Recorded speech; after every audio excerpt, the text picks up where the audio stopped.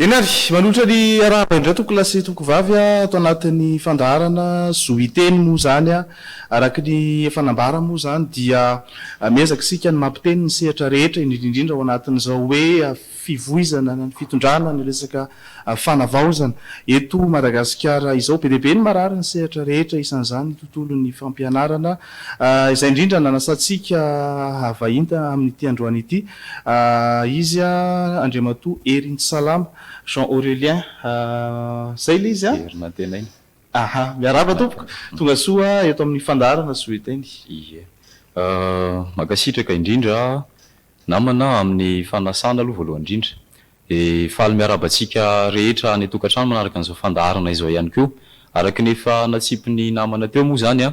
dia resaka ny tontolon'ny fanabeazana isika. Maro ny resaka mandeha na eny amin'ny tambajotra serasera na eny amin'ny fampahalalam-baovao isan-tsokajiny makasika ny sehatra ny fanabeazana ankehitriny ka izay indrindra no resantsika androany.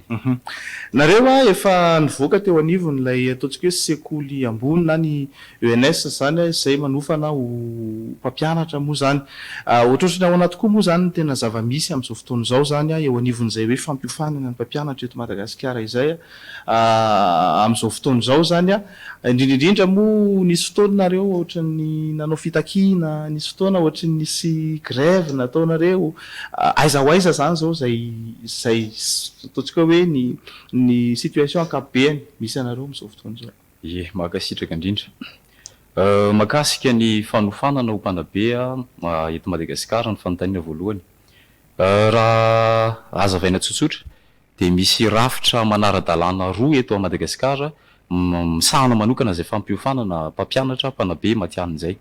Ny voalohany ao anatin'izay dia ny ENS na ny École Normale Supérieure izay nivoahan'ny tenanay zany. Ary eo ihany koa ny Centre de Formation Régionale ny CRFRP.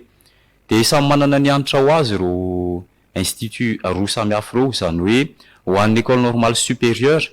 dia taloha moa izy namoaka ny atao hoe CAPEN na ny certificat d'aptitude pédagogique de l'école normale normale moa zany. Dia ny anankiray ankehitriny izy rehefa nanaraka ny système LMD dia mamoaka ny mari-pahaizana LAPEN sy ny MAPEN izay misehatra amin'ny fanabeazana ny zanaboaka eny anivony reny collège sy ny lycée ampanjakany reny. Dia makasika ny ENS manokana satria mpamony tena no nandrato ny fahalalana sy ny fahaiza-manao rehetra amin'ny sehatra ny fanabeazana. Makasika ny ENS manokana ny asiana resaka dia izy zany no atao hoe faratampony raha amin'izay fampiofanana mpanabe manara-penitra izay. Satria raha jerena fotsiny mahasamihafa azy ohatra amin'ireny satria misy ihany koa ny tsy miankina fa tsy isitsika resaka izay fa le tena manara-drafitra miresantsika. Izy ihany zany no sekoly mamoaka ny mari-pahaizana na ny diplôma amin'izay hoe maha-mpanabe matian'izay. Hoy ianao teo hoe nisy fotoana nitokona nidina eny an-dalambe sy nanao karazana hoe faneho-kevitra teny amin'ny sehatra rehetra teny Ie, olana ngeza be izay ilana fanovana tokoa ny izay tafiditra ao anatin'ny fanovana rafi-pampianarana rafi-panabeazana eto Madagasikara ny CAN ENS isan-taona dia misy foana ny grevy isan-taona tsy voatamity akory no hoe ny grevy no ENS. Ny anton'izay fihetsiketsehana ataon'ny mpianatra izay izay misy ny mpianatra ao anatiny ampiara-pianarana, misy ihany kosa ireo izay efa navita ny fianarana miandry ny fandraisana azy ho mpiasa-panjakana ary mifototra indrindra amin'izay no tena olana mateti-pitranga ao amin'ny ENS. Tsy misy rafitra mazava vao amin'ny ministera. Enina hatramintsika mbola miteny androany izao ary mametraka ny modalité de recrutement nefa efa fantatra ataonany maro no nisininy rafitra anankiroa izay niresantsika teo indrindra moa fa ny ENS izay efa mazava sy manara-dalàna tanteraka ny fitsanganany ary efa fantatritsika lazan'izany mpanabe mivoaka amin'ny ENS izany. Dia ankehitriny izahay manoloana an'izao atao hoe fanavaozana izay apetraka eto amin'ny tany sy ny firenena. Ny fanabeazana dia fototra iray iorenan'ny fanavaozana amin'ny sehatra rehetra satria miainga avy any amin'ny fahakely ataontsika hoe préscolaire amin'ny fiantso azy mandalo ny niveau primaire na ny ambaratonga fototra ny collège sy ny lycée hatrany amin'ny anjerimanontolo dia ny mpanabe no misahana andreo mamolavola ny saina sy ny fahaiza-manao rehetra ahafahana miatrika ny didy rehetra amin'ny sehatra asa isan-tsokajiny. Ka nefa ny zavatra mampalahelo zany dia izay politika mpanabeazana izay tsy mazava ka mahatonga ny olana isatsokajy zay hita amin'ireo sehatra rehetra ireo ka tokony homena lanja manokana mihitsy zany ao anatin'izao fanavaozana zao ny fanavaozana eo anivo ny sehatry ny fanabeazana satria raha tiatsika ny ametraka an'izay tena hoe fanovana maro toerana sy maharitra makany amin'ny tsaratsara kokoa sy ny fampandrosoana tena izy a dia ny fanabeazana ihany a no tena fototra ary vahaolana tsy azo hitovirana ao anatin'izay fanavaozana sy fanovana makany amin'ny tsaratsara kokoa. Le resaka recrutement no tiako antanina satria misy fotoana be deabe no ohatrany hoe mpianatra efa nivoaka efa voaka moa zany efa tsy mpianatra tsony izy fa rehefa mivoaka moa zany efa hoe mpampianatra izy raha ny tena marina fa zany hoe mbola mpampianatra tsy any amin'ny sekoly fa tena mbola manao zavatra hafa mihitsy sasany mbola mitondra taxi sasany mbola ohatrohatrany ahoana zany zao le zavatra tena tianareo angatahana satria zao ny antony hoe manahoana firy zany zao toatsika hoe ny mpampianatra voaka atao amin'ny ENS efa navita fianarana fa mbola tsy misy an'izay fandraisana mpiasam-panjakana zay bebe deabe le izy ina ihany koa no impact an'izay zany indrindrindra any amin'le resaka tontolo ny fanabeazana rehefa ny mpampianatra tsy voafana no makany a dia ohatrohatrany ahoana ny zava-misy. Tena tsara fipetraka izay fanontaniana izay namana. Ny voalohany aloha hoe manodidina ny firy eo ny sortant na ny ireo izay navita fianarana teo anivo ny école normale supérieure miandry ny fandraisana azy ho mpiasam-panjakana. Afehizitsika fotsiny hatreo amin'ny taona 13 ny midina makany aloha dia 3 mahery eo zany ireo izay ahitana ny ENS efatra. Raha toa kosa ka hatramin'izao taona 12 zao 12 azafady dia efa misy ny ENS Tamatavy sy ny Majunga moa zany dia ny Tomasina ny Tamatavy efa namoaka ihany koa izy tamin'ny taona 14 dia manodidina ny 5,000 eo zany fa arak'le politika ny tondrana ny recrutement moa zany misy anankiroa izy zao ny azo resahana misy ilay hoe 3100 postes iny ho an'ny poste budgétaire 2025 iny izay anatin'ny fangatahana an'izay tanteraka mihitsy ankehitriny satria tsy mbola hita soratra mazava hoe aiza ho aiza ny fanatanterana sy ny fampiasana an'izay budget de recrutement pour 2025 izay. Maro dia maro izay isa nytansaina tamintsika izay raha tsy teny an'le voalohany teo fotsiny hoe 3 mahery ny taona 13 ankatrany aloha rehetra tany. Ny voka-dratsiny izay eo anivon'ny sehatry ny fanabeazana dia anankiroa. Voalohany indrindra aloha rehefa nandranto ny fahaizana sy ny fahalalana ireo tanora ireo dia nandaniany ny fanjakana vola tamin'ny fampitaovana ny université mazava ho azy ny jiro ny lanina nandritra an'izay 5 taona ny fampitaovana isatsokajiny izay nilana vola dia miteraka perte économique izay zavatra izay satria lasa ohatrany hoe dépense pour rien zany no nataon'ny fanjakana raha toa ka tsy valorisena amin'ny tokony ho izy ny fandraisana azy ireo mpiasam-panjakana satria rehefa tafiditra mpiasam-panjakana izy dia mazava ho azy fa mamokatra izy ho an'le firenena dia afaka mamerina sy manao tamberina ndraikitra zany manao tamberina ndraikitra tamin'izay dépense nataon'ny fanjakana izay dia tsy hidirana lava be moa iny resaka iny zany fa ny anankiray kosa indray nefa ny hoe ahoana ny fiantraikan'izay any amin'ny fanabeazana amin'ny kapobeny izay le tena ho resahantsika eto. Raha toa ka ny mpampianatra nahazo fampiofanana sy ny matianina no inina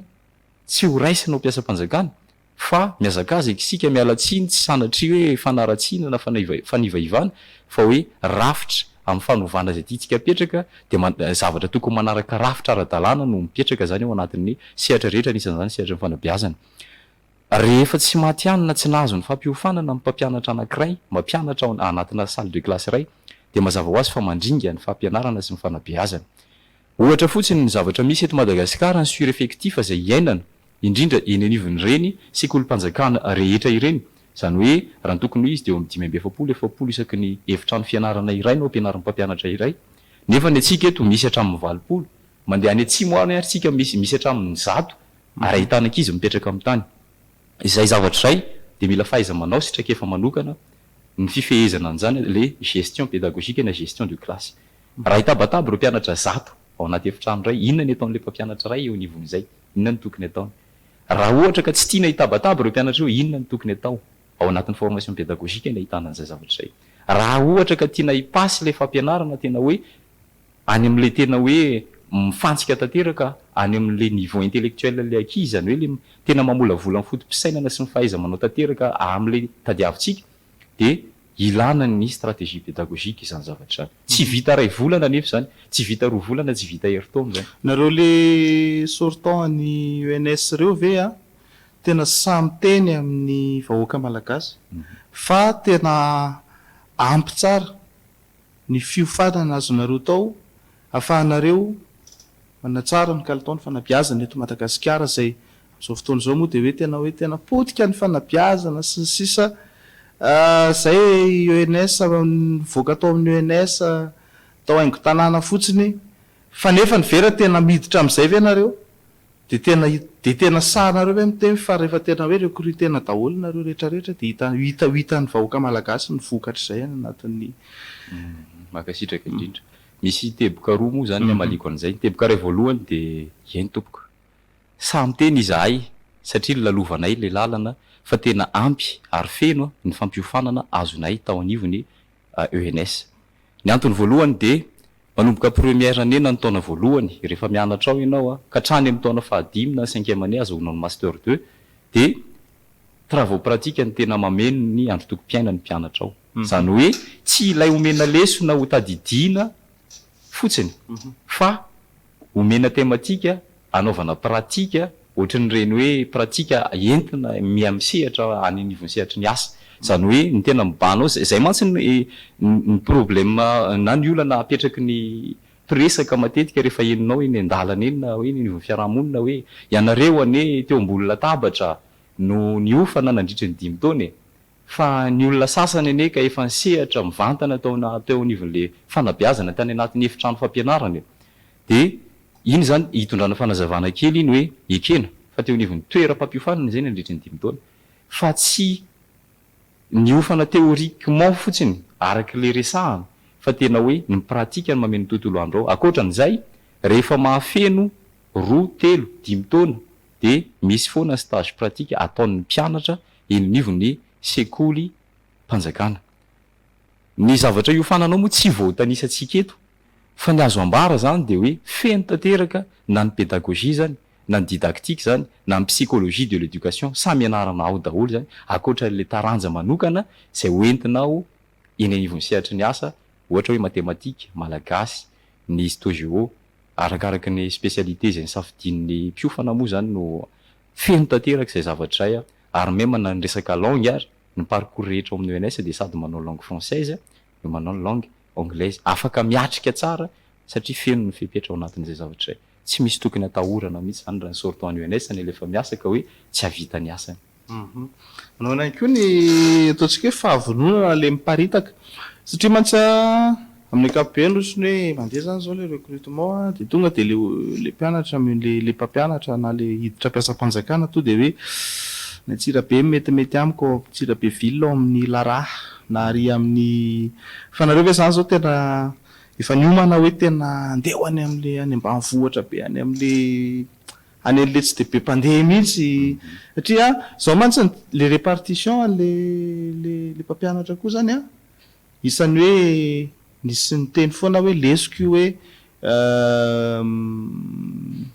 ataontsika hoe mitangorona amina toerana zay hitan'le mapetipety azy ao anatin'izay rehetrarehetra zay fa manahoana ny fahavononanareo zany na nisy mpianatra dokotera sy any na te nanao vahiny teto fa nantaniko an'izany de niteny izy hoe vonona de hita ary rehefa tonga ny recrutement hoe tena manaiky ve rehefa alefany Besakona any anany ohatrany ahoana ny anareo zany ao anatin'izay ie ny fahavononana aloha satria asa masina ny fanabeazana ary efa nampiofanana anay tao anatin'ny resaka psychologie de l'éducation zay zavatra zay hoe naiza rehefa eto Madagasikara de mandeha ary ny mpianatra ao de vonona ny andeha fa kosa misy teboka ray tiako tsindrina kely mahatonga an'izay hoe inégal répartition na mpiasa-panjakana amin'ny ankapobeny mihitsy moa zany fa fanabeazana resahantsika eto resaka rafitra ny olana ataoko hoe teo aloha hatramin'ny androany moa zany mbola tsy de mahita zavatra mivainga antsika eo am'le fanovana rafitra eo anivon'ny fanabeazana ataoko hoe hatramin'izay ka hatramin'ny androany zany de mbola mipetraka izay ohatra anankiray fotsiny rehefa recruter mpampianatra anankiray ianao misy norme sy logika tokony arahana na dia hoe ataoko hoe norme morale fotsiny ary sarotra ny hoe olona veria antsiranana dia recrutenao makany amin'ny faritra atsimo indrindra Madagasikara any nefa any Androy ohatra any Androy ohatra mahasarotra azy dia zao misy poste budgétaire misy poste libre ao antsiranana fa tsy omenany olona vao antsiranana fa omenany olona fa madika amin'izay niteneniko izay indray zany hoe ohatrany hoe misy politika ratsy ao zany azavaiko ny maharatsy azy rehefa avy eo inina atao mahatonga n'le olona sasany tafatsoka na mezaka mitsoka le toerana ny vokatratsin'izay mantsy dia zao dialecte ohatra ny avy any varatra sarotsarotra ny raha ifanerasera amin'ny aty atsimo ohatr'izay koa mifaritra hafa rehetra ny atsinanana sy ny andrefana ny avotany dia tsy mipasady le fanabeazana amin'izay fotoana izay fa kosa nefa tsy mitovy ny isan'ireo hoe niofana tany atsimo sy niofana tany avaratra dia tsy maintsy misy ihany ny avy any avaratra mety ho lasa ny atsimo misy ny avy any atsimo lasa avy any avaratra fa mesure d'accompagnement ny apetraka ao anatin'izay mba ahafahana misoroka le olana rafitra tiako resahana dia zao alefa ny atsimo ny avy any avaratra dia avy eo reny mora kely no manao kolikoly aminy sy misarika azy anao kolikoly hoe omeo kely an'ity za dia averiko ery anao na alefako ery anao rehefa avy eo zay le tiako tenenina ao anatin'ilay izy misy politika ratsy zany inina apetraka ao indraindray satria maninona ny fantatrao misy poste budgétaire eto amin'ity faritra misy an'ity olona ity zay mendrika azy fa ataonao fanainina afamadika eo le toerana misy pression indirecte ao anatin'izay faharoa tsy misy ny olona mitsoka poste na hoe manao kolikoly ratsy ny tompona ndraikitra ny manaiky anao an'le kolikoly rehefa mipetraka ny lalàna arahany lana ny lalàna pampanaja lalàna ny tompona ndraikitra ka nahita andondona ny varavarany ary ny olona anankiray hoe zay findra ny Tananarivo fa tsy tamany aty Port Berger ohatra rehefa hozy izy ianao hoe ity lalàna mipetraka eto ianao no affecté rehefa mandika an'ity lalàna ity ianao dia hotsoahana amin'ny asanao rehefa hainy mametraka an'izay dia tsy misy zay inégale répartition ana mpiasam-panjakana zay zany hoe le politika avao ambony mila mipetraka tsara manomboka amin'ny fampanajana lalàna manomboka amin'ny resaka tena hoe analyse ny resaka besoin isa-paritra satria iny koa ka tamin'ny 1.24 rehefa nirecruter nireo mpianatry ny ENS malagasy ny ofanany fa lasa prof de mathématique izy tonga tany amin'ny toerana misy azy histoire ny ofanany fa lasa prof d'anglais rehefa tonga tany amin'ny faritra misy azy inona ny olana atao anatin'izay tsy ampy mifamakafakana n'le resaka besoin fa hoe mijanona fotsiny hoe mila mpampianatra firy ny ary amin'ny Cisco X ohatra dia hoe mila mpampianatra 10 mety hoe mathématika ray histo-géo ray isako matière ohatra kanefa ny olona nalefa tany tsy arak'izay fa mety histo-géo 10 ny ray nalefanao tany nefa misy mathématika anglais malagasy tokony ampianarina amin'le poste 10 tsy ampy zany le famakafakana mialoha dia lasa miteraka olana zay miteraka fiferetanaina ho an'le mpanabe zay hoe zavatra tsy malagasy ny anarako nefa anglais na mathématika no asainao ampianarako dia rehefa mandany iny dia lasa accusé hoe abandon de poste raha manao réclamation an'iny dia lazaina fa tsy te handeha any amin'ny faritra olana daholo zay zany hoe tsy avy aty aminay mihitsy ilay olana fa avy amin'le rafitra avy any ambony zany avy any amin'ny mpandrindra no tsy mitombona tsy manaraka ny zavatra tokony iseho sy ny tokony ho tanterahana zany dia lasa ohatrany hoe izahay no hita mivantana hoe manao abandon de poste na ohatrohatr'izao nefa le olana zany tsy mety ho voaresaka mihitsy dia lasa ohatrany endrika atao ankolaka hoe aminona le sortant ny ENS zay zavatra zay ary tsy ekena mihitsy zay fa raha tena tianareo hipetraka any amin'ny faritra andefasana azy le sortant na tsy ENS ary io fa mety hoe sortant ny CRENFP na mety ho framma mihitsy koa azy hoe ny recrutena mpiasam-panjakana dia tsy amin'le faritra nampianarany fa alefany amin'ny faritra hafa dia zay no mipetraka ao anatin'izay nefa tsy ara-dalàna koa le indemnité de risque zany hoe le question de motivation alefanao any amin'ny faritra misy risque izy be dahalo sy ny rehetrarehetra kanefany ny indemnité de risque ambamy be ny logement ambamy iny moa fa voaresaka iny logement iny fa ny fanatanterahana azy no endrasantsika zao zany hoe le valorisation an'le mpampianatra mihitsy zany amin'ny ankapobeny ny ohatrany hoe atao fahatanitany ilay mpanabe ohatrany hoe zay tia nanaovana azy karariny raha ohatra ka miatraika mivantana any anatin'le fanabeazana amin'ny ankapobeny ny vokatra ny fanabeazana mihitsy ny voakitikitika ao anatin'izay Tonga de toizo le izy satria mahafinaritra zao miaino an'le zatra resahanao hoe misy le réforme zany zao tena hoe réforme tokony atao raha hiditra ao anatina fanavaozana sika zany eto Madagasikara ho anareo zany zao nareo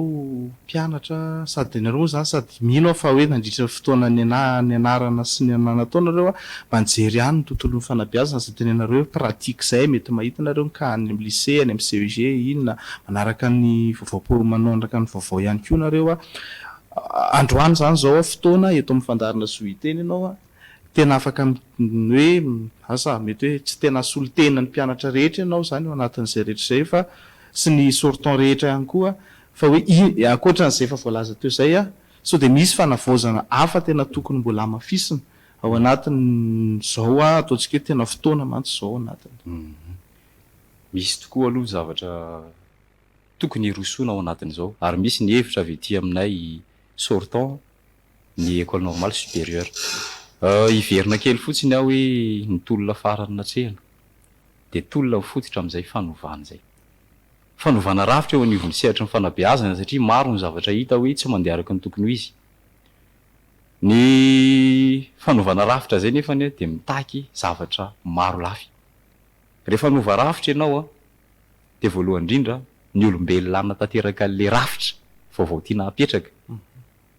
mikante be iny mahavita le fanovana ve le olona mahazo an'le poste ohatra fotsiny ato amin'ny ministère fanabeazam-pirenena ny ministre zay napetraka isahana an'izay voafehany ve le fanabeazana takina aminy manana vision ve izy mipaka makany amin'izay fanovana sy fanatsarana zay aloha mifototra voalohany zany hoe ny suggestion de solution voalohany de hoe ny olombelona mitantana an'le ministère mihitsy aloha sy ny mpiara-miasa aminy no fakafakaina tsara hoe tena azo antoka ve fa havita le fanovana satria ninona stratégie ninona projet ho apetraka ao eo fa rehefa le olona tsy mahanana ny fahaiza manao anatanteraka an'izay de tsy mandeha io zavatra io. Faharoa manaraka an'izay ny resaka ministra moa atao hitatsika angambany amin'izao ray volana mahery volana latsaka zay napetraky ny filohantsika amin'ny fanovana ny colonel Mikaela tamin'izany fotoana zany hoe évaluation ao anatin'ny aorinan-droa volana zany hoe misy ny suivi ho atao rehefa mijery nefa tsika atao anatin'ny tontolon'ny fanabeazana de toa ohatrany hoe tsapa loatra hoe mitarazoka le zava-misy mitarazoka satria inona ny antony voalohany indrindra ao anatin'izay na ny fanendrena fotsiny an'ireo tompona ndraikitra isahana an'ireo direction rehetra ao amin'ny mbola be dibe ny tsy voatendry mbola be dibe ny tsy nahazo nomination ray zay faharoa manaraka an'izay ohatrany hoe lany andro ao anatin'ny exemple anankiray ingeza be koa zao le nomination na draine nisy daty navoaka tany am-piandohana de miembotra de miembotra de miembotra mampapetra-panontaniana zay zavatra hoe fa misy inona ihany ary eo tsy te hitenen'le zavatra resahan'ny olona sasany satria za koa tsy miresaka tsy manana pirofo fa ny zavatra fantatro sy ananako pirofo no azoko resahana inona le olana zany mahatonga n'le fiemorana nefa ireny olona reny ny sahana mivantana any anivon'ny circonscription scolaire manerana Madagasikara mampandeha ny raharaham-panabeazana sy ny fampianarana rehetra any amin'ny circonscription rehetra any amin'ny faritra dikan'izay zany misy zavatra mandringa ao anatina ray volana mahery ve de zavatra ohatr' zany de mbola tsy vita nefa ny raha ny tokony ho izy ianao mipetraka amina plasina ministra zany ianao efa tokony manana vision alohan'ny hiditra eo ianao hoe tia ny paikady hitondrako an'ity efa fantatrao fa tsy maintsy anao nomination ianao hitondra fahanovana ianao tokony efa voarakitra ny soratra sy ao an-tsaina ny zavatra rehetra ao atao ka rehefa mahazo ny seza de ny zavatra manandanja sy aingana ilainao anatin'ny fotoana fohy tahaka zany tokony azakazana voalohany nefa ny zany ary mbola tsy vita ankehitriny tiako fanontaniana mipetraka ihany aleo ataoko hoe avy ety amiko manokana angambany fa nefa maro ihany koa ny eniko miresaka azy hoe mba inona marina moa zany ilay vision amin'ny maha-ministra azy raha tsy nisy ny protocole d'accord satria rehefa mijeritsika zao ny zavatra resahanao amin'ny ministère ny fanabeazam-pirenena de ny protocole d'accord foana zany hoe nifototra tamin'iny ve zany le izy nefa iny zavatra iny tsy avany amin'ny ministra fa avy ety amin'ny mpisehatra amin'ny fanabeazana zany hoe ilay mpisehatra mararina ny olotra azy isorana aloha fandraisana azy voasony izy iny ary ny ekena hitantsika vao omaly angamba ny nalaza be tao amin'ny Facebook tao hoe misaotra ny sénateur tsy nasiam-panitsina ny tisy fa raha ny kena ho tanterahana raha zao afanganam-pandeha zay tena mihisatra zao dia ho tanteraka ve ireny zavatra reny ho aindry zareo ve na tanteraka ireny zavatra manahy zany nareo eto aloha manahy izahay fanahina zany no mipetraka ny fanovana nefany a ny zavatra tokony hisy atao anatin'ity dia mametraka nireo ataontsika hoe fototra na mipilier rehetra hitohizany ny any ariana rehetrarehetra any zay foana koa moa manahirana kely miteny nyity terme hoe teteza mita fa na tiatsika na tsy tiatsika dia teteza endrika teteza mita misy atsika aloha am'izao zany hoe miala tao anatina atao hoe krizy dia hiampita makany amina sehatra vaovao dia misy aloha mifandaminana sy ny fametrahana fototra rehetra dia avita metraka le fototra vero ao ministera misahana ministera sy ny ekipany dia ity resaka ray ity moa tsy tiako nyresahana ihany fa ao anatin'ny aia ambe sy ny maro za tsy de tia miresaka loatra loko politika ary tsy haiko izay madame le ministre amin'ny loko politika fa ny aia zay apetraka dia zao manaiky ary makasitraka ny zareo dimy rahalahy mitantana aloha amin'ny ankapobeny am'izao ny colonel dimy rahalahy zany amin'ny finiavana ametraka an'izay fanovana amin'ny sehatra rehetra zay indrindra koa ny fanabeazana nametraka ny président colonel tamin'izay fotoana izay hoe raha toa kosa ary moa misy olona iara-niasa tamin'ny teo aloha couleur politique le teo aloha zay ka hita fa teknisianina na mahavita zavatra inona ny olana tsy akana azy raha ohatra ka izy ny mahavita azy tsy maninony zay fa ny olana sy miteraka angeza be dia ity hoe madame le ministre mitondra ny casquette orange ny tondra moa zany aleo tao hoe ny tondra ary tsy haina mbola mitondra na tsy mitondra tsony aloha ny olona ny nomeny tao ambany miara-miasa amin'ny akaiky tsy latsaky ny roa ny mbola orange hatrany anatin'ny CT mbola ahitana orange azo atao mihitsy ary no miteny hoe majoritairement zany mpiasa manodidina azy akaiky azy dia orange avokoa tsy le izy amin'ny maizy azy intsony zany no remis en question fa le rafitra mifanabeazana mihitsy hoe raha sarotsika fandradradradrain'ny syndicat sy ny mpitolona rehetra anisan'ny teny akiany zay tamin'ireny fotoana ireny hoe miala ny orange sy ny fironginy eto amin'ny sehatry ny fanabeazana dia aiza ho aizitsika kehitriny amin'izay zavatra zay sao de sanatry aiany azy zay fa tsy affirmation sao de sanatry ny omaly ihany ny androany fa izahay tsy teo ho voafitaka aleonay voafitaka teo aloha toy izay voafitaka fanondroany satria mitombo indray ny ratra zany ary indrindra hoe fahadisom-panantenana zany ve no iainana sanatriny zany ka mila fijereny zay hoe ankasitrahana hoy aho averom-piany niezaka ataon'ireo mpitondra kanefa kosa misarika ny sain'ireo mpitondra ao ambony ihany koa nefa ny hoe jereo tsara ihany ny olona miara-miasa amintsika sao animba ny ezaka zay tiana apetraka ao anatin'izay resaka zay mpianatry ny enesa ohatra ny raha tsy diso nareo ohatra ny tsy manaikinaiky famitehana ny fanabeazana zany mihitsy ary tena ohatra ny mijoro foana nareo tamin'ny fotoana rehetra moa zany natao anatin'ny tolona natao alohan'izay mbola hijoro amin'izay zay foto-kevitra napetraka reo zay ve nareo satria io moa rehefa misy le fomba fiteny zay le hoe rehefa tena hopotika ny firenena dia mifanabeazana mipitehana voalohany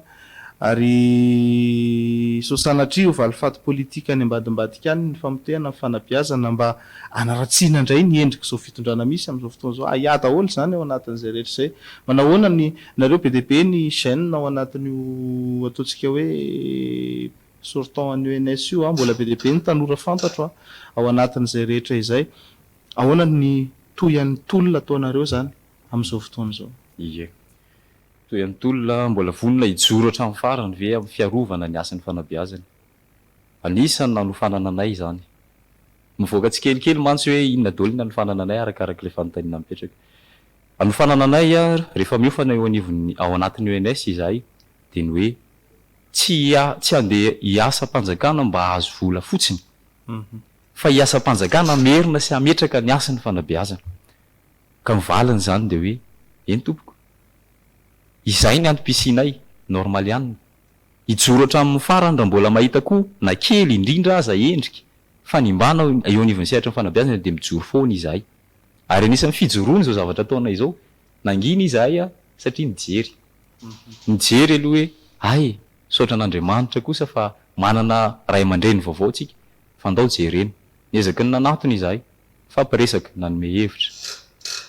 fa kosa nefany a rehefa tena nandeha zay fotoana ataontsika hoe lavalava fohifohy zay de tena tsapa hoe tsy hita ny zavatra mivaingana zany vita loatra eny raha amita am'ireo ministera hafa mahity tsika anaty fampahalalam-baovao sy ny zavatra rehetra miseho de misy dingana be dehibe azo tsapahitanana vita amin'ny ministera hafa fa maninona ny sehatra ny fanabeazana ny tsy mbola misy zavatra azo tsapahitanana ekena manao zavatra tsy mora fa nefa kosa misy minimum des choses ny zavatra farafakely indrindra tokony ho hita taratra tsy hita tahaka ny efa nytansaiko teo aloha ary anankiray anisan'ny tiako tsindrina koa moa zany a amin'ny maha hoe responsable recrutement ny tenako a amin'ny ressortant ny ENS de ny fitaraziko ty fampiasana ny poste budgétaire 2025 de efa nekena ampiasaina le izy rehefa nandray ny toerana maha-ministra azy ny ministra ary nanaiky ihany koa ny dirikaby tamin'izay fotoana izay fa hampiasa ny poste budgétaire 2025 fa aiza ho aiza ny dingana tamin'izay na ny farany kely indrindra voaingana kely zao vao nijoro ny comité d'exécution mise en œuvre kanefa hatreto tsy mbola nisy fivoriana na tatitra ny fivoriana hoe inona ary le mise en œuvre voalohany ny mpahavoalohany vita 2025 efa ho tapitra 2025 efa ho tapitra ny LFI 2026 reny efa lany tsy nasipantsina miahiazy sao de hoe very anjavony tahaka ny teo aloha indray le poste budgétaire ary ivangongo a vo miatsy ho sarobahana indray ny sortant miandry recrutement de olana ambonin'ny olana raha misy ny vahaolana tsy aloha ve le vahaolana aloha ny tanterahana fa zay zany le fanontaniana mipetraka hoe le politika hitondrana le ministera mihitsy ve tsy voavolavola mialoha de lasa miazoazo tsy mieritreritra stratégie de ny tany ampiandohana ve satria raha hiditra tamin'io izy zao de io zavatra efa akita tamin'ny ministra teo aloha io tokony efa fantany fa tsy maintsy anoy an'io izy ary zavatra indraindray ny besiny maro tsy ny ENS rehetra fa miframa miandrandrana io ny sortant ny CRFRP miandrandrana io zavatra io de zavatra mora sy tsotra efa nahitana soro-dalana mety hoe ahitsy tokony ahitsy tohizana zay tokony tohizana zay ny zavatra tokony natao kanefa tsy mbola misy zavatra mazavatra am'izao lasa mirorosaina zany a ireo rehetra zay voatanisa teo hoe voakasika mivantana ao anatin'izay sehatra ny recrutement 2025 zay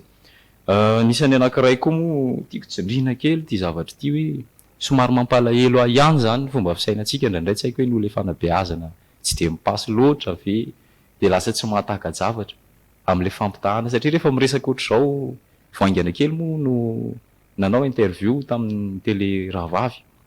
de nisy no niteny tao aorianan'izay ary maro ny antso azo hoe fa ianareo ve plasy nitadiavinareo sa fanovana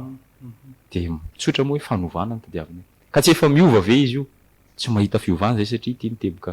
iresahana efa tsy mahita fiovana de sasa moa miteny hoe izay avy ety amin'ny faritra anina aloha satria raha taditsika de dirikabina faritra izy tamin'izany fotoana zany de iny ny tsaran'le olona hoe navita zavatra izy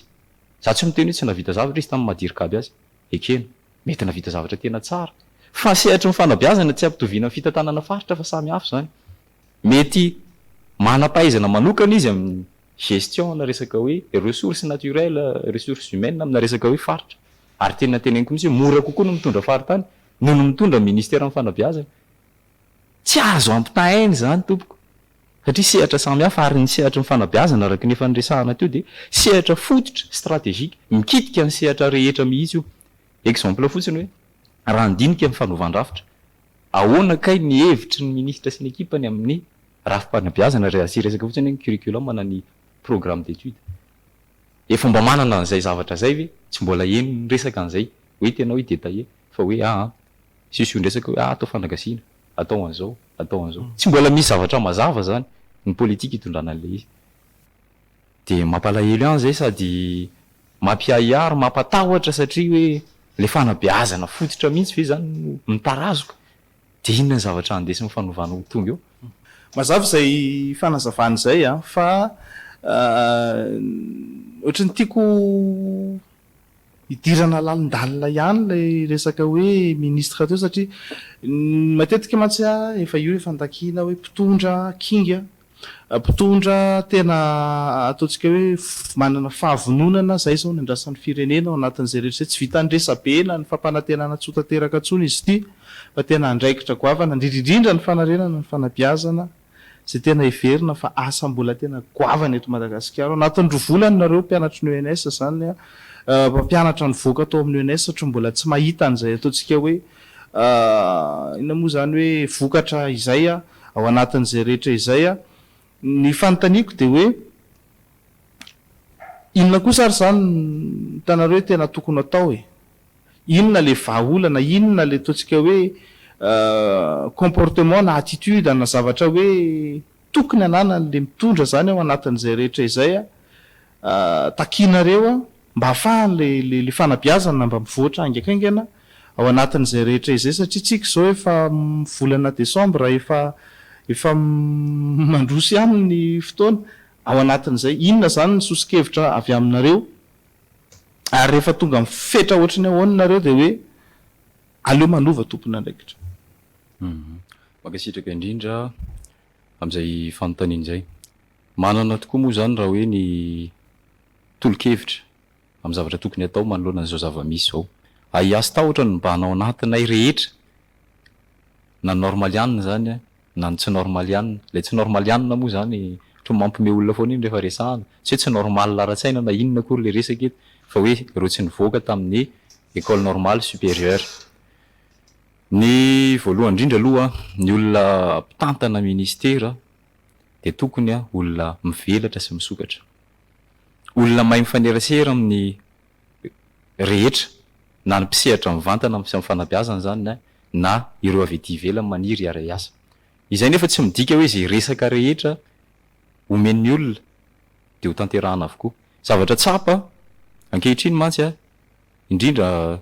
tamin'le fotoana mbola nahafahana nandray indreo vondrona rehetra hoe amin'ny tolo-kevitra sy ny proposition ana projet ho tanterahana de nisy ihany ny zavatra somary nampalahelo hoe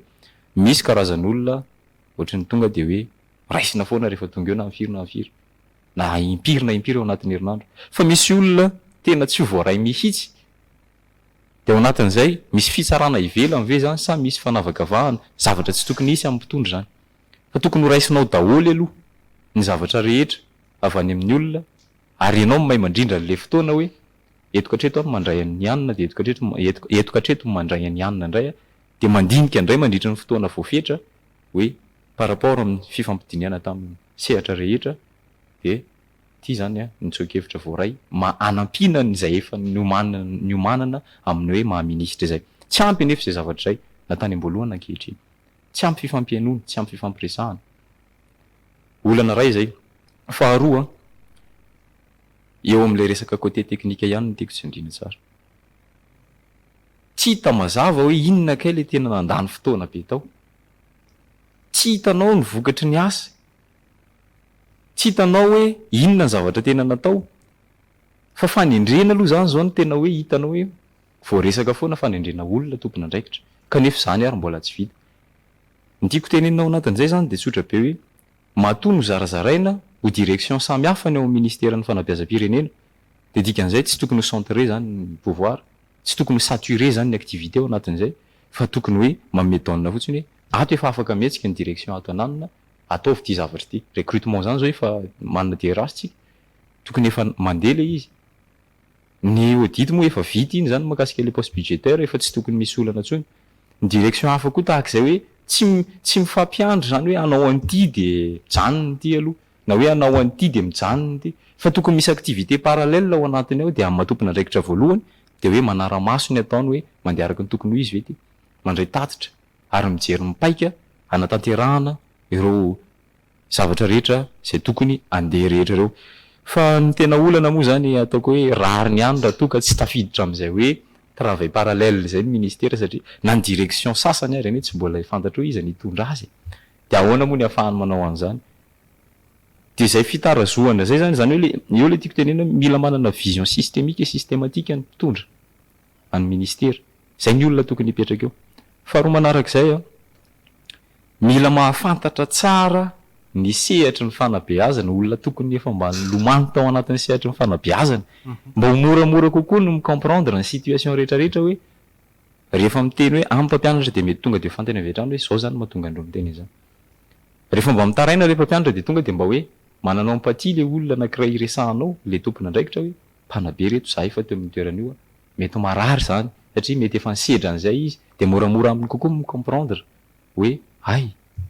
inona ary ny tokony atao mifampiresaka inona ary ny vahaolana arak'izay nataonao zay makasitraka anao moa zany fa ianao zany zao nanontany anao na vahaolana atolotra de zay ny tena bazika indrindra aloha le toetra ma tompona andraikitra mihitsy aloha no mila amboarina de le fomba fisainana eo amin'le fanatanterahana ny asa mihitsy koa mila mipetraka tsara zay hoe tsy mila mitavozavoza miala tsiny fa mivantana zay tsy mila mitavozavoza fa mila mijery ny côté rehetra sy ny faisabilité ny zavatra rehetra de mila miroso tahaka ny ataon'ny ministera sasany fa tsy hoe eo aloha de mijery ahoana ary ny atao any endrenany ity draine ty ahoana ary ny atao any endrenany ianina de tsisy zavatra mandeha eo fa lanina zay le zavatra le fotoana tokony havitana asa ka zay zany zao raha zay zao ny mpanao suivi évaluation de izy zay hoe zéro résultat de inona ny dikan'izany zéro résultat zany de haitsika ny dikan'izany raha ny ampianarana zany hoe ny bulletin anao zéro de tsy afa-panadinana ianao zany de midouble mamery classe fa eto moa zany le hoe midouble raha hoe mamery classe de azonareo moa mba le tia nahatongavanao anatin'izay fa ao anatin'ny sehatra fanabeazana ihany koa de misy teboka maromaro tsara jerena ho an'ny rehetra zay misehatra ao anatin'ny andraikitra voakasika zay voalohany indrindra de ny fanovana ny programme d'étude na ny programme scolaire moa izy taloha fa taty aoriana izy navadika zay programme d'étude zay satria tsy mifanaraka amin'ny rafim-piarahamonina malagasy mihitsy le fanabeazana omentsika le zaza malagasy rafitra avy any ivelany no ezahana ohatrany hoe forcena moa zany terena ifanaraka amin'le fotom-pisainany tsy le ankizy malagasy iny tsy mahay fa lavitra loatra le contexte iaina le zavatra ampianarina raha miva moa programme de hainareo foana mampianatra azy le nareo moa zany tsy misafidy zay programme mandeha eo fa de tonga de hainareo foana mampianatra an'io moa tsy misafidy an'izany tsika moa rehefa misy ihany koa ny fanaovana programme tsy maintsy misy ny formation ampanaoviny avy any ministera rehefa sady misy foana ny phase expérimentale zany eo anatiny eo hoe expérimentena mandritra ny 10 na 10 taona le programme aloha de tsika zany zao raha fahitanareo azy efa tokony hianovan'izay programme tena efa ela no tokony hanova fa zany hoe ararotina le resaka fanovana raha tena te hanova tokoa tsika am'le makany amin'ny tsaratsara kokoa de izay ny rafitra tsara indrindra zany zao le teboka hitanareo tena fa tokony miova mihitsy am'zao ao anatin'io zany somary sarotra raha le fotoana ananatsika no idetaian'izay fa amin'ny ankapobeny fotsiny zao ny fanabeazana ny ara-kolotsaina mifantoka be am'izay zavatra zay rehefa voavolavola le kolotsaina malagasy aloha voalohany indrindra de ampifanarahana am'izay ohatra hoe hianatra histoire ohatra de le histoire an'le kolotsaina malagasy no ampianarina bebe kokoa tsy midiky zany fa tsy ampianatra ny tantara avy any ivelany fa reny masy nampianarina reny tsy natao tadidiny fa natao mba hahafanana manana le capacité d'analyse zay ny antony anarana histoire zany hoe raha mianatra ny guerre froide ianao efa lany andro de ny situation nisy tao anatin'ny guerre froide iny jerenao inona nampisy azy inona mivokany ka raha misy situation mananontanyna zay eto Madagasikara de efa mitovitovy am'izay de efa mba tonga saina ianao hoe sao de mba hiteraka guerre froide ty zavatra ty amin'ny ohatra hoe entre faritra fotsiny ohatra zao hoe sao de mba hiteraka guerre froide entre ny tatsimo sy ny tavaratra na mitandrefana sy ny tatsinanana izy moa le zandrikely amin'ny GNZ iny le vola atao inona ny valala moa ka zavatra ohatra zany atao inona nianatra amin'ny firafitra ny valala sarotra ihany le izy hoe inona ny impact zay zany zavatra tsy mazavy be de be le zavatra azo resana raha manova programme zany tsika satria rehefa miresaka programme d'étude na programme scolaire tsika de mipetraka ao ny objectif ny résultat d'apprentissage rehetrarehetra iny ino no mitondra ny tsinjara anazy am'izay rehefa ty ambany tonga hatra ty amin'ny fiche de préparation rehefa andeha ampianatra fa rehefa tsy mazava zay hianatra valala à quoi ça sert de rehefa mamaky ianao ny valeur véhiculée am'le mianatra valala de izy ina pour comprendre le valala ahoana de anaovana inona rehefa micomprendre ny valala ianao sa hoe rehefa nendy valala de mba fantatrao zany hoe alana ny tsy de misy apport le izy zany misy koa mantsy le ataovy mifanaraka amin'ny filan'ny faritra tsirairay ka hiditra am'izay indrindra mihitsy teboka kapobeny zay nyresahako zay hoe mila mipetraka am'izay zavatra zay zany izy amin'ny kapobeny fa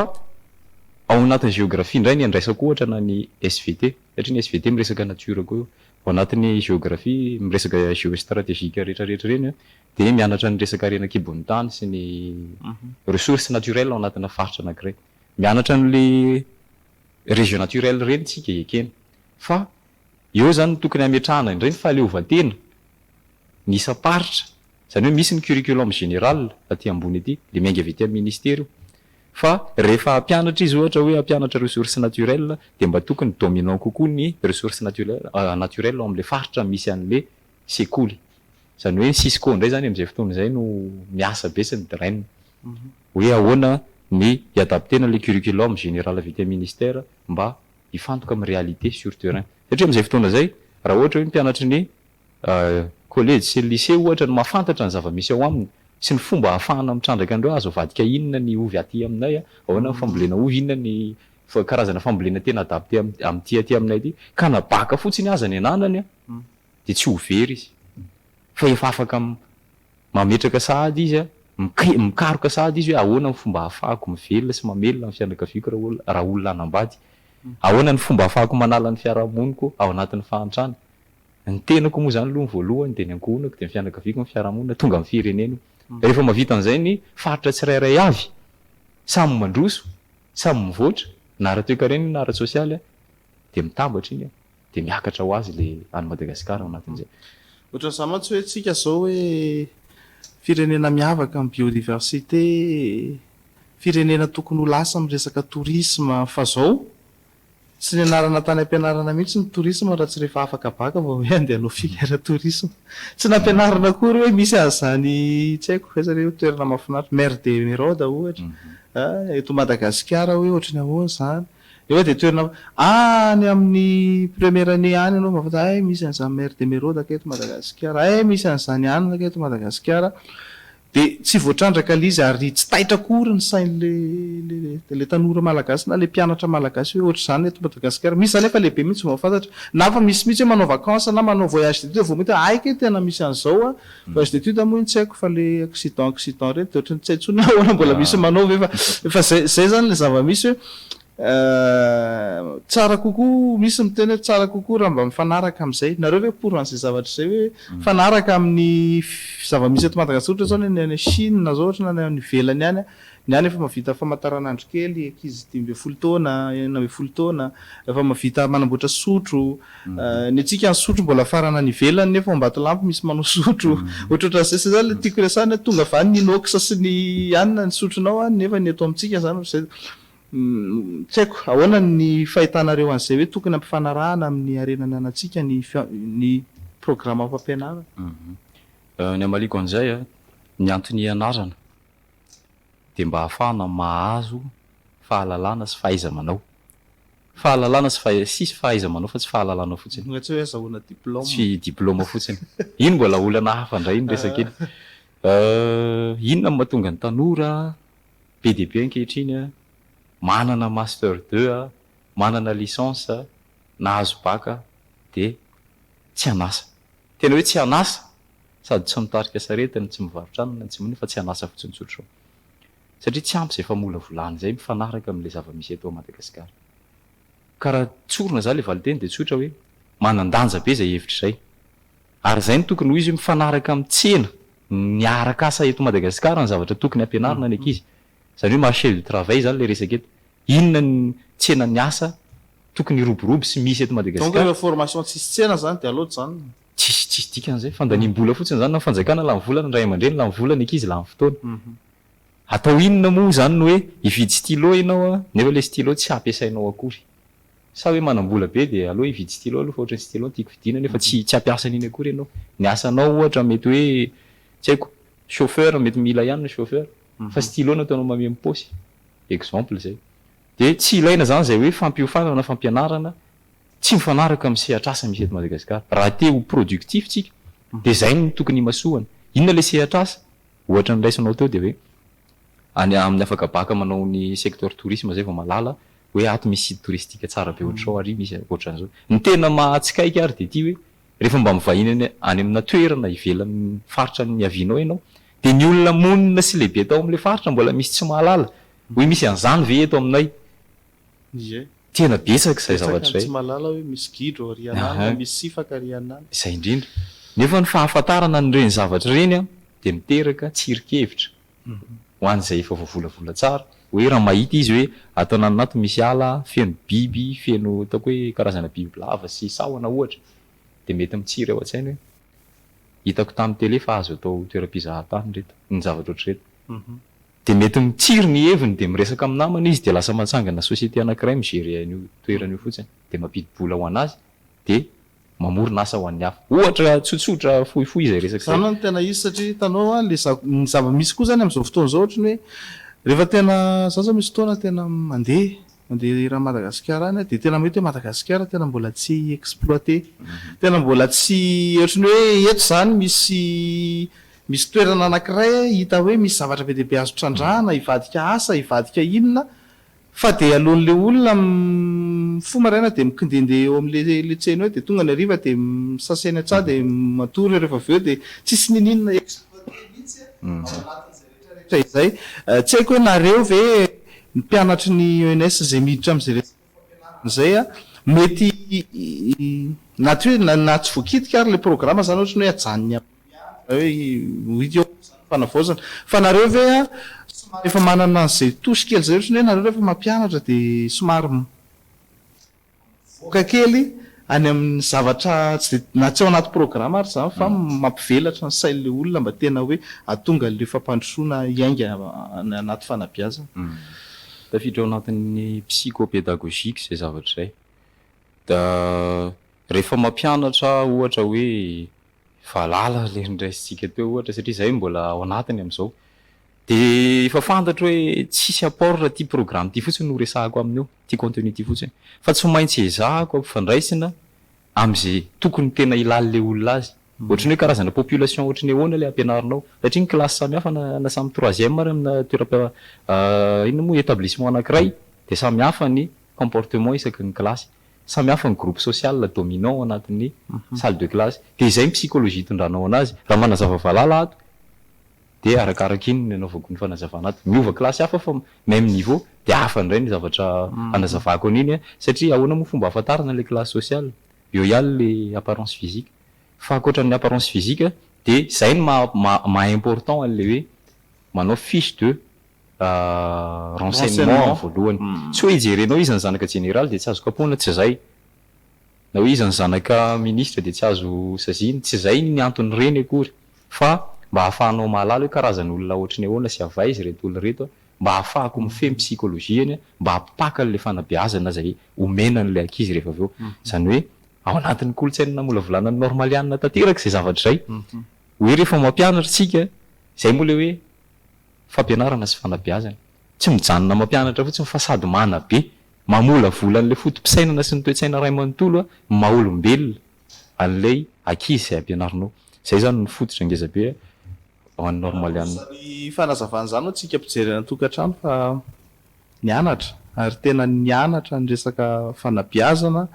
ireo ataontsika hoe sortant ny ENS fanazavana isany anankiray amin'ny zareo fotsiny zao miakatra plateau zao fa mino fa raha miresaka amin'ny tsirairay avy amin'ny zareo dia manana zavatra be deaibe izay tsy tokony atao ambany zavatra ihany koa fa tena tokony omena lanja raha tena misy marina izay resaka fanovana zay tontolo fanabeazana efa ela ny mpampianatra no ataontsika hoe tsy mipetraka intsony taloha bebe anay mitantara nisy fotoana mitantara bebe anay mpampianatra ny tamin'ny taloha tena hoe professeur zany ianao zany tena hoe ianao zany tena faratapana ohatrany hoe ministra kely tamin'izany mihitsy ianao e ary tamin'izany ianao ny resaka mpampianatra be karama indrindra mpampianatra mitondra fiara mandeha mampianatra amin'izao fotoana izao mpampianatra ny kiraro mpianatra tsara no mikapany zay zany ny zavatra misy amin'izao fotoana izao donc tena tsara tokoa jerena ary zay nisy nanasaiko anareo hoe ndao mba hiresaka makasika an'izay tontolo ny ataontsika hoe fanabeazana izay indrindraindrindra hoe tokony mba homena sehatra nareo zahay mahita anzy manokana zay mpanao gazety ao anatin'izay rehetra zay hoe maninona andao ampitenenina ny feo zay tokony hitondra vahaolana eto amin'ny firenena ary zay nanasana nareo atao anatin'izay eny ary amena 2 minitra ianao amin'ny tinana kely nanovana antso satria tapitra ny fotoanantsika ao anatin'ny fandarana Ie, manaritra sady ny fankasitrahana namana tamin'ny fanasana de misaotra sady ihany koa anareo mpanaraka an'izao fandaharana zao any tokantrano any. Ny afatra moa zany de fitiniko le voalazako rehetra teo. Voalohany indrindra ho antsika ampisehatra ao anatin'ny fanabeazana, mandinihy tsara ny zava-misy fa aza maika hiaro na anakiana be fahatany olona na ny tokon'olona fa mila mijery tsika de mandinika satria mpanabe. Ny faharoa manaraka zay misy teboka kely apita ho an'ny tompon'andraikitra sy izay mety ho tompon'andraikitra satria tsy fantaritsika ny zavatra isy hoe misy ve ny solo amin'ireo tompon'andraikitra io sa hoe izy ihany ny tondro eo de apita sady ny afatra hoe ny zavatra marary ny mpanabe de le resaky namana farany teo hoe avereno amin'ny asiny ny mpanabe. Ny statut des enseignants zany mila statut unique national zany ny mpanabe, zay fototra anankiray ary aorinan'izay de ny fikitiana ny programme d'étude. Ny zavatra tiana apetraka ihany koa de somary mahitsitsy kely amin'ity teny ray ity hoe rehefa fantatrao tompoko hoe misy toerana iray omenanao na amin'ny sehatra ino na amin'ny sehatra ino na ho an'ny rehetra ty indrindra atao anatin'ity sehatra fanabeazana ity ka tsy hanananao fahaiza manao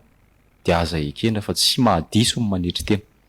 toy izay andray nefa animba rehefa aveo. De misarika ny sain'ny tompon'andraikitra any ambony mahefa ihany koa ho anareo dimy rahalahy misahana an'izao fiadidinan'ny repoblika amin'ny fanavaozana zao mba handinika tsara ny zava-misy rehetra ary indray fanapahan-kevitra endry ampahindrena sy mendrika amana an'izay mety karazany olana mbola misy de ny recrutement ny ENS sy ny ENF ary ny CRENFP aleo mba handeha amin'izay raha azo atao tompoko zany. Ary ankasitraka be deaibe ny vahiny isika tamin'ity androany ity moa zany ndresaka momba an'izay fanabeazan'izay ankasitrahany ianao mankasitraka ihany koa atsika tany atokantrano anaraka ny fandaharana hatramin'ny farany ezaka isika ny